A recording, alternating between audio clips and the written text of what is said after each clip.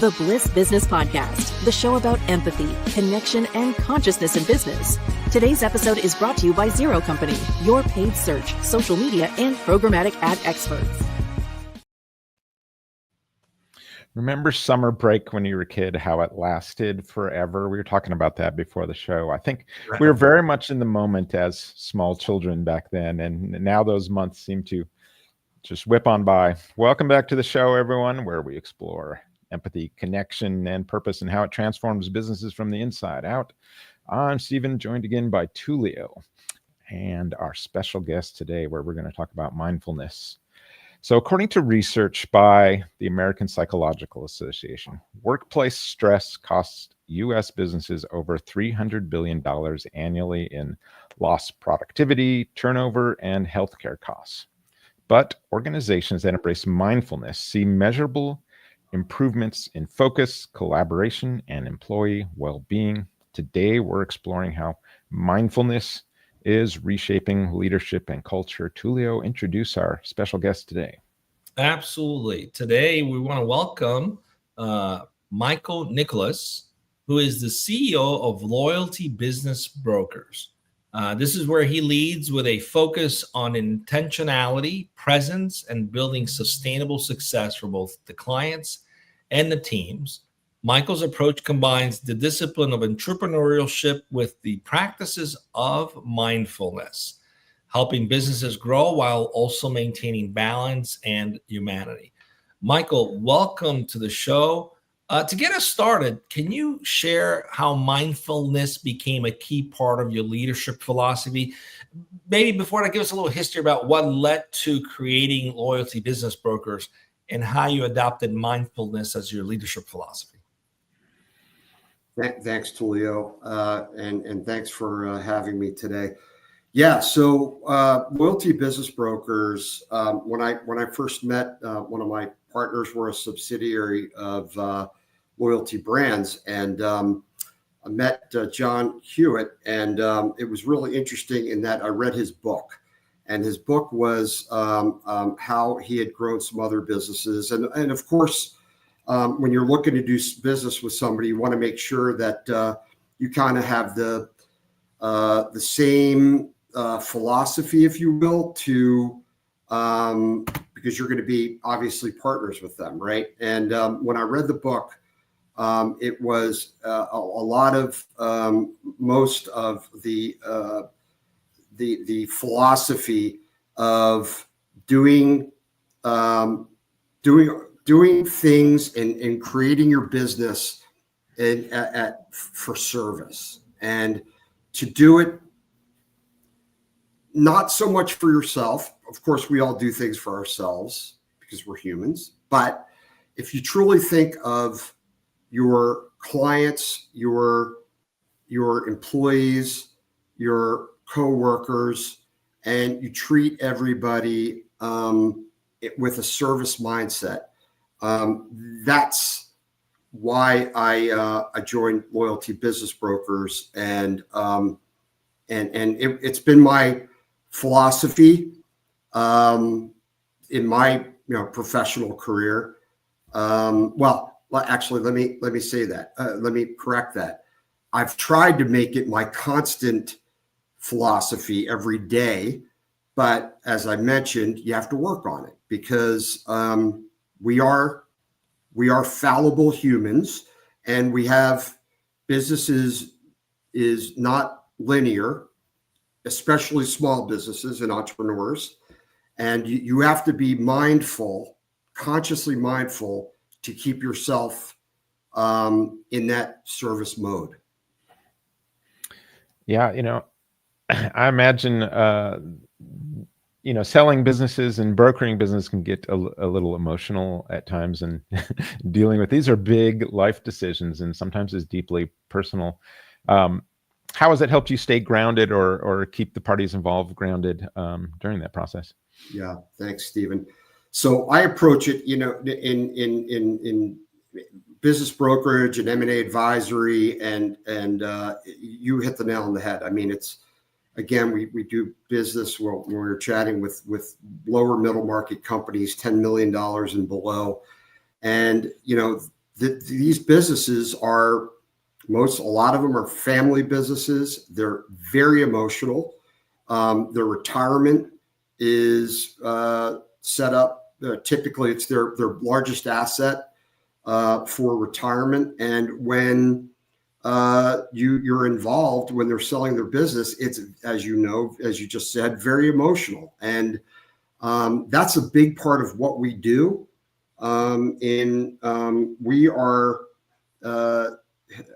We say we're psychologists oftentimes, besides advisors, for the ups and downs of the negotiating, valuing a business, and really giving the assurance to our clients that everything's going to be okay.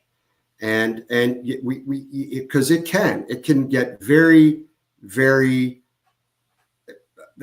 it's stressful and on both sides. And you don't know, oftentimes, a transaction, a deal can fall out at the last minute.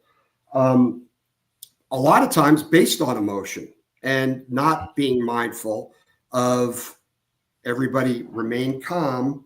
It's not the end of the world. And you need to kind of sit back and talk about things in a rational way. Because a lot of times we all can be irrational. So much to unpack there. So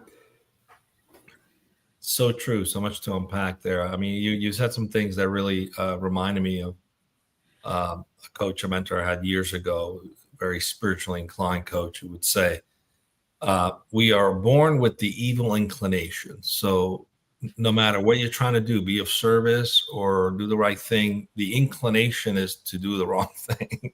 We're born with it. And it just reminded me of what you were just talking about, and how difficult it is for people to have self-realized in creating a business and then having to step away from that. I can't even imagine. That's a little dark, Tullio, with the evil aspect in there. It's to stress the idea that we're born with the inclination of being selfish. Yeah, right? that's what I'm saying. We're born with the inclination of selfishness, and we kind of lose that, like Michael was saying earlier, to really try and figure out how to be in service to that. And that's a life process, and one that I'm trying to teach my young children now as they start their careers as well. We had if you don't mind, we had a recent transaction where it was actually a partner buyout, which was, the partners had been in business for a number of years, as you probably could imagine. Families became friends, children, and I mean, just an integrated work family, right? And some things happened where the relationship was broke down. And it got to the point where one partner had to buy out the other partner for their sanity, quite frankly. Because if they didn't do anything about it, the business was going to continue to go down rather than up, right? So, in situations like that, I mean, you have this is just one little example of many, many businesses that this happens every day for. And it's like a divorce. It's a business divorce. And there's a lot of what we do besides the numbers, the valuations. We talk to our clients like, you really don't, you had a really good relationship with them at one time. Let's get through this, get the transaction done. And, we have really no control over anything. In life, we don't have any control. So, it'll come out the way it's supposed to come out. And I try, and maybe this is I've been called what's the word? A Pollyanna, where I try to see the good things and everything. And I'm like, someday you guys may be friends again. And when things settle down and you're successful and they're successful. So, but the key part of our job is to become really friends with your client. And but deeper than friends. If you're handling somebody's business, a good business broker and a good M&A advisor treats it like it's part ours, right? Because it's not about our remuneration at the end of a transaction. And of course, we all have to eat. We all are in business. However, if you really approach your business that way, it's not short term. It's definitely not short term. In fact, I say this all the time. If I lose this transaction, it's not good for me, but don't worry about me. This isn't about me. It's about you and your business. So you need to make the decision, and I'm going to tell you why it may not make sense for you to do it. And I'm not going to close a transaction. So I've always felt it served me well with clients in that they know really you have their best interest at hand, and I believe that it'll make up for it triple-fold when you run your business that way. I think we need a lot more people who are quote unquote Pollyanna. The world will go around way better. So what do you think are some of the misconceptions around mindfulness? What are you discovering? Because there's a lot of misconception of what it is. What have you seen? No, it's a great question. And again, I'm saying this, and this is why thank you for the question, because I have to work on it all the time myself. And, I have a past before I really started working on my mindfulness is when you're not mindful, or the misconception is that, well, especially in our business, and I'm sure for many small businesses, it's deadlines. You need to do this. You need to do that. Get it done. Get it done. Get it done.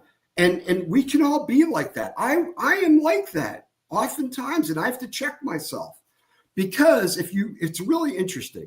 If you find that you let that, if the misconception is that if you are conscious about mindfulness of service, treating your customers, your employees the right way, quite frankly, with love, right?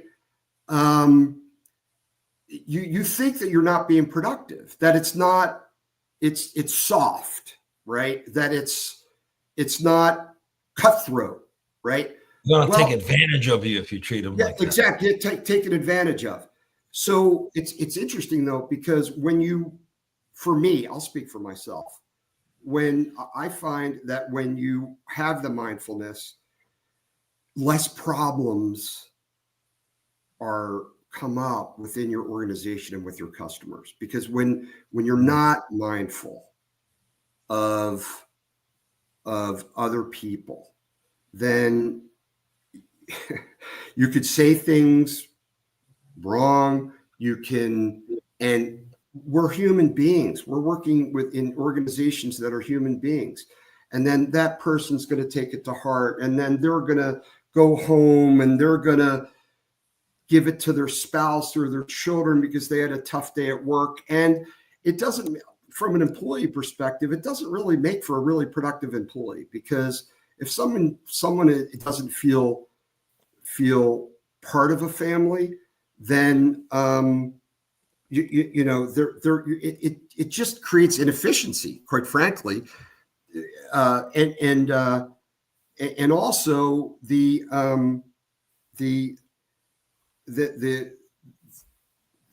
teamwork when you get through those times, because in business there's not a lot of fun times, but if you handle it in the right way, in a mindful way, you build trust, like any kind of relationship, right? And you build on that. And as for startups or new businesses, your base family gets tighter, right? And so that was a long-winded answer for the misconception, but I think that is beautiful answer. Absolutely, thank you. Yeah, Mike, thinking about practices that leaders can adopt, what can they do, on a daily basis to start integrating mindfulness into their routines? I'm sorry, Stephen. Can you Ask that one more time. Yeah. What practices can leaders adopt to start integrating mindfulness into their daily routines? I think having a daily, when you have your daily meetings with your team, I think you need to bring in some non-work related themes to it. And you don't need to get personal unless people want to be, but just have a caring nature. And before a meeting starts, ask about how they're doing, how are their children, if and oftentimes if there's something going on, you want to reach out to them and say, is everything okay? Somebody calls out for, you name it, deaths, children, what have you. Just reach out to them and say, it's okay. The work's going to be here. We're going to cover for you. And you just don't think about work right now. You got to take care of what you need to take care of. And we're here for you in the meantime. And you're going to be here for us also someday. So I think interjecting those kind of conversations and some levity, I think a sense of humor also is good. A little goofiness is good sometimes as well, for team building and to be mindful of your team, and also just to listen again with that service. And I'm guilty of it often. Sometimes when I'm busy, listen with a critical ear, whether it's on a business matter and or on whatever the situation, operationally, listen. You brought up something I think I want to highlight very quickly, which is a mindfulness matter. You said something about don't worry about what needs to happen. It'll be taken care of and it'll still be here when you come back. Not everyone thinks that way. There are those who worry about, things are going to fall behind. I'm not going to get the value that I'm paying for. And it's a mindfulness of abundance or scarcity. The scarcity mindfulness will always look for a problem, and the abundance will say it's going to take care of itself. If I actually have gratitude and a mindfulness of abundance, this person will come around when they need to. And right now, they just need to have a little space. I love that. And I wonder, that could be a whole conversation for another time, but I wonder how many people actually practice being mindful about whether they're acting from a place of abundance or from a place of scarcity. And I would venture there's a lot of people who act from a place of scarcity. So it's dead on that. But again, I'll say it again. It's practice. You said, because it is work. You can't instantaneously think about it that you're going to be mindful, and because if you don't actively think about it, pretty much every day, we will go back into our bad habits, and you need to be conscious of it, because we'll fail. I'm again speaking for myself. I need to be conscious of it, so I make sure that from a leadership perspective, we're creating that culture around that, right? And it's hard work to do that, because we're emotional beings, and you don't get your way, you want to go, I want this, and I wish it was happening this way, and it's okay. It's okay. And if you think about it, guys, Stephen and Tullio, when you sit back and you take that philosophy and you look about your business issue at the time, what you were really worried about, losing sleep over, if you take an assessment of it a few weeks later, a year later, you go, you know what?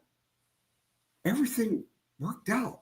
And you might think you're disappointed on something, a deal fell out, or you didn't get what you wanted. And oftentimes it's okay. And it all worked out great. So it's I love this subject, guys. Yeah, I often think the word, when you're out of mindfulness, it's more you're reacting. You're just instant kind of reaction, right? And you're just sort of, I can even think like the knee-jerk reaction to me is the kind of the phrase almost a lot of times, where instead mindfulness, you're really kind of stepping out and you're being more thoughtful and pausing a bit before that reaction.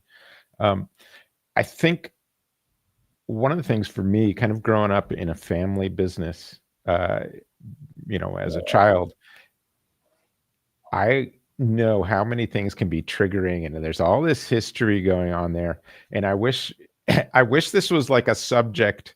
We're talking like 40 years ago, and for me, it just wasn't really talked about in the business workplace. But in that family environment, like if it was something that was just brought to the table, like the family dinner, I think the environment would have been a lot better off growing up in that, and we would have made less. I don't know. Things get personal in those family environments, and it's hard to avoid that. I know. So I'm just, what kind of advice do you have dealing with, say, a lot of these businesses that are, like you said, your family businesses, a lot of times, at that size of the range, and you're going through business brokerage deals, and this is very emotional, and you've got all these personalities coming into play. And I'm sure like that mindfulness is just, it's been left at the side before some of these meetings and things with families. It is like I said, we're psychologists, whatever you want to call it. We're friends, right? And we're mediators oftentimes, and because of the fact that boy, are you right, Stephen, in family businesses, small businesses, there's siblings involved, and siblings own insecurities that came up from childhood. They rear their ugly heads when it comes. And when I say ugly, I don't mean them. I mean the dynamic of the family. And it's, you have to sit back and remind everybody, because most people know when they sit back, relax, are mindful and calm, they know. And that's what we do often. We talk it out. And I like to say, reason. We're there to help reason things out. And oftentimes we do it through just listening, and also, giving, perhaps you might want to look at the situation this way.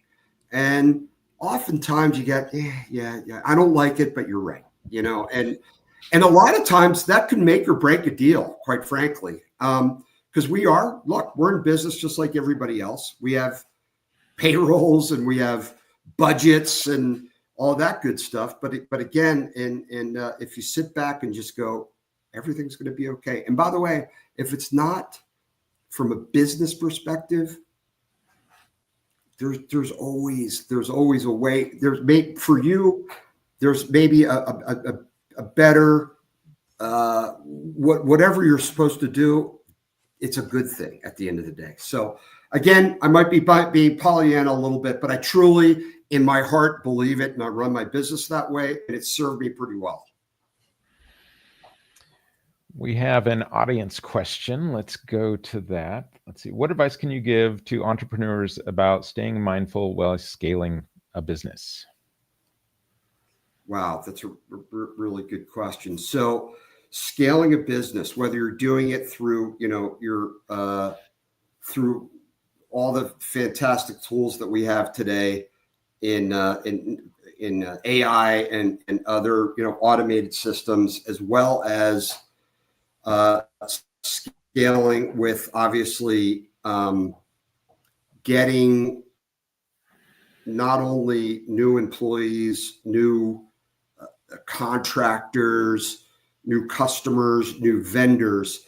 It's to be mindful. I think, Martha, is to kind of take that same approach with whoever you're working with. whether they're a vendor, a new client, a new employee. I mean, I think if you're keeping it simple in the KISS method, if you keep that mindfulness of there's another human at the other end of this interaction, because we can all do it with vendors, for example. I don't like your price, and you're taking advantage of me. There's a way to negotiate with them, still being mindful of the person behind it. So. Yeah, you very much kind of describe that sort of conscious capitalist approach is just taking this wider perspective of, not just, the owners, and it's the employees, it's your customers, and it's the vendors, partners too, and the community, where you're really trying to be mindful of all those different stakeholders and trying to do right by each of them. Yeah. You've talked, Michael, you've talked a great deal about being intentional and being purposeful with your daily practice and how you view things and how you see things. And interestingly enough, research shows that employees who find meaning in their work, who have purpose behind their work, they're actually 3 times more engaged. In your experience, how does mindfulness intersect with purpose in your leadership? And how do you bring that to your organization's mission? What's worked for you in weaving in your mindfulness into your purpose, into your mission as a business? Wow, interesting question. So what I try to do is again, I take it from you'll hear, like, for example, just using one anecdotal example, we do have some contractors that we use that are overseas as well, and I think this is a really good example, because a lot of times they may have the mindset that they're working on and they're full time, but on almost like a contract. So it's almost like a task, a completion, and done. Very, very systematic, right? And what I try to do, one, I have them on our global calls with everybody here in the U.S. And obviously we have a lot of folks that work remotely as well. But I'll hear comments like, well, what you do or what you guys do. And I say, no, it's us. It's we. So although you're in a different time zone, it doesn't matter, especially in our world. I mean, you're sitting at your desk, working just like I am, and just like everybody else is in this organization. And you have families, and you have bills, and so it's we, because we're in this together. So again, Tullio, not sure if I answered your question directly, but that's how I practically kind of do it. And I'm conscious to make sure that everybody feels that they're part of the team. And because trust me, we all know larger organizations, even more so, smaller organizations, there can be cliques, and you try to diffuse those cliques to say, hey, look, you don't have to like everybody, but you have to love everybody. And if you take that mindset, and I don't mean being a pushover at all, by the way, in this conversation, you absolutely want to set boundaries, but loving boundaries, right? And when you do that, it's good for that other person besides yourself as well. So that's how I try to integrate it with my day-to-day, Tullio. Yeah, we talk about this idea of the role empathy plays in an organization, because ultimately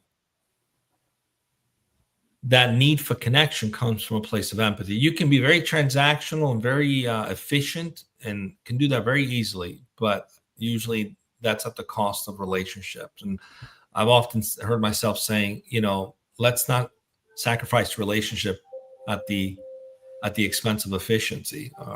And even Stephen's often said, the highest form of what we're trying to do in practicing love, in scaling love, is connection. So it's a mindfulness about connection, so it's beautiful. And you're right. I have seen that too, with especially offshore teams where they feel like they're a separate organization, and making them, integrating them in such a way that they don't talk like you versus us. It's like we is intentional. You got to do that. You have to create that model. So we have to create absolutely. I mean, a lot of it also is, I'm an extrovert, and I am. So what I try to do also is because a lot of times there's different personality types, and they may not want to open up to you. And I don't necessarily mean personally, but I mean about business. They'll say, well, I don't want to offend you, and I'm like, no, give me your feedback. I may not be able to do anything about it, but if I don't know about it, we can't work on it together and on a solution. Or if you're unhappy about something, do that all the time as well. And putting people in positions to succeed, and while challenging them, but also going, look, if you don't want to do this, you're not ready, don't worry about it. I think you can do it because you're smart, you're really talented, and I have all the confidence in the world that you can handle this presentation. And oftentimes I let them decide. So, but if you're encouraging and know that you believe in somebody, then that's one of the things, another way to do it. One of the things that I think really helps, like, especially with this kind of remote environment that we're often in today, and even the overseas, is really, it comes down to either like that guiding purpose that you all have, and being mindful of that when you're running your business. And for us, even too, it's like we've got the Bliss ethos, where it's like, build love into what we're doing. And so having that as kind of a thing that we can be mindful of when we're running, our business, and from all different parts of the world, different hours and all that, I think that is a mindfulness practice in your business.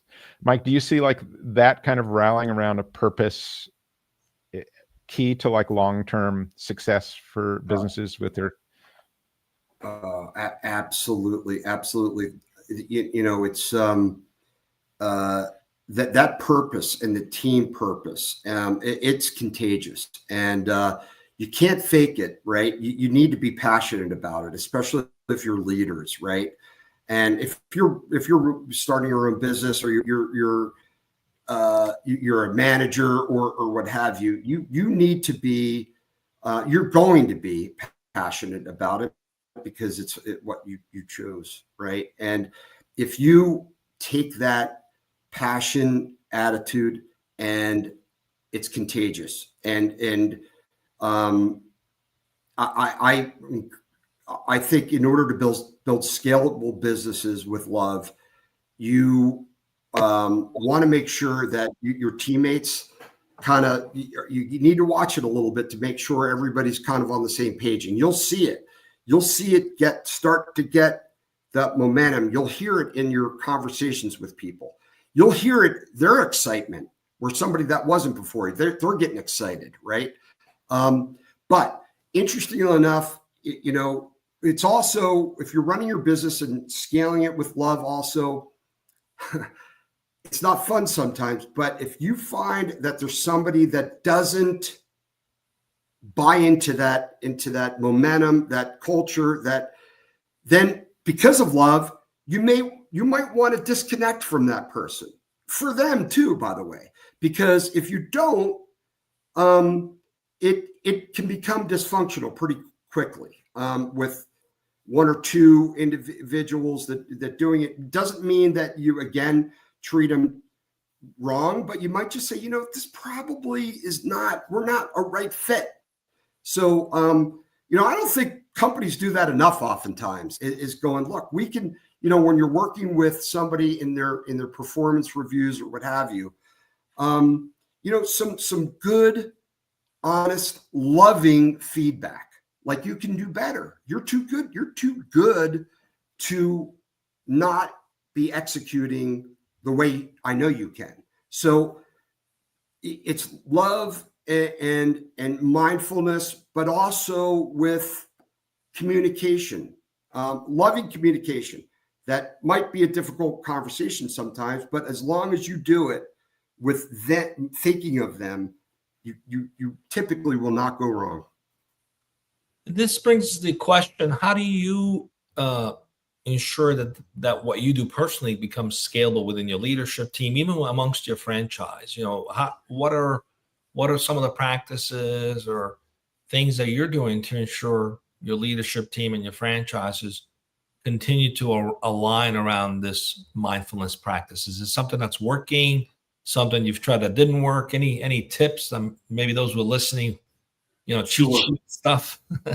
Sure. I mean, a couple of things I would do is I think I mentioned it earlier.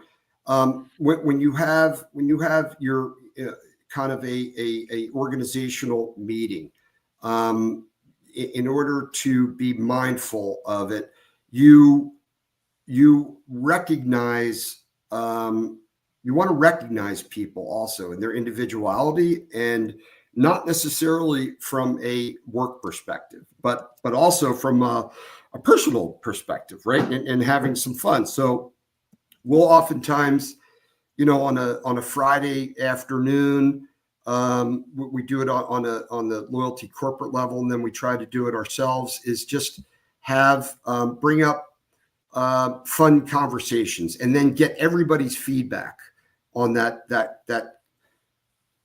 It could be something completely random. I mean, we had one recently about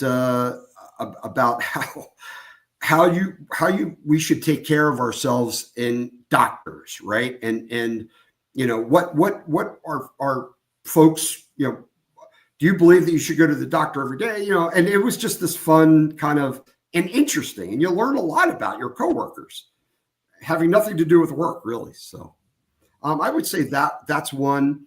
I think also talking and communicating our values as an organization, that that we want to treat our clients, our franchisees, as families, and to be just inclusive at the end of the day. So, and if you do that, I mean, you'll hear it. I mean, believe me, again, as you guys know, you'll hear, oh, well, I don't this person, that, and I'll go, you know what? I know, but look at this side of them. And I'll say something like, I understand sometimes whatever can be frustrating, but let's try to look at their positive side. And I'll say, look at how much business they bring in, right? So, and then you work on that. So you accentuate the positives and try to eliminate as much as possible the negatives. So beautiful. Nothing brings people together like storytelling. Absolutely. Yeah, we've changed our sort of, since we do a lot of remote work, we've tried to have these intentional moments through the week where we call them like storytelling. It's just basically like 15 minutes, and it's totally, don't bring work in, just do something, tell us. And it is a very connecting sort of process. We can't always do it, but we try to. Mike, even in the water cooler, like when in the office, when people, you miss that in the remote environment. What happens? Someone starts telling a story, and everybody wraps around and discusses. It's not really hanging out and having water or coffee. It's some story that rallies people around each other. So it's a beautiful thing. We started it just as a virtual coffee break, but then it became a storytelling time. Which exactly. I have one of my assistants, she gets mad at me sometimes because she'll say I talk too much. And after I conduct business, I'll ask, we'll just talk about where they're from, what their experience is, this and that. And she'll go, you need to go. You have your next meeting. And I said, nah, it's okay. It's okay. I mean, you don't want to be late for meetings, of course, but it's okay. A mistake somebody makes in a business, in whatever. I tell my team all the time, make a decision, go for it. It's always correctable in our business. It's not life and death situations. There's always a way to rectify it. To wrap things up, we always ask a variation of this question. What role does love play in business?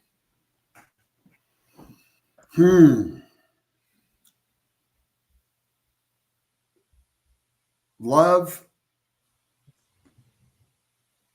plays the major role, really. I mean, it if you have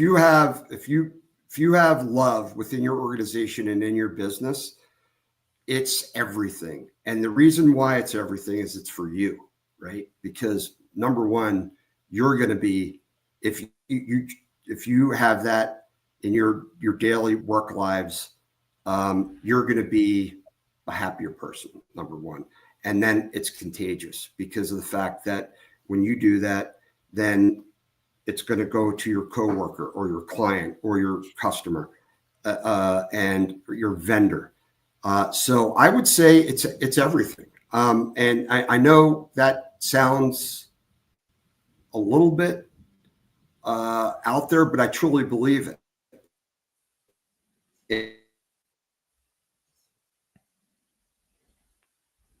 Beautiful.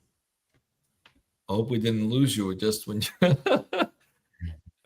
Well, it's Michael. I'm not sure if we lost you, but it's been great. We are coming to the end. It's been great to have you as our guest today. I'm not sure if the connection Tullio, got where lost. where can But people here's go to where find you out can more about find, Michael? learn more about Michael and his company, loyaltybusinessbrokers.com. You can go into the About Us section. You'll find Michael there. And also he's on LinkedIn as well as Michael Nicolais. So we might have lost Michael, but we lost him just in time for the end. So we didn't miss any of the juicy stuff he shared with us. Thank you, Michael, for joining us, and thank you to our guests for tuning in. If this episode inspired you to bring more mindfulness and presence into your leadership, share it with someone who could benefit from Michael's insights today. And we will see you next time on the Bliss Business Podcast.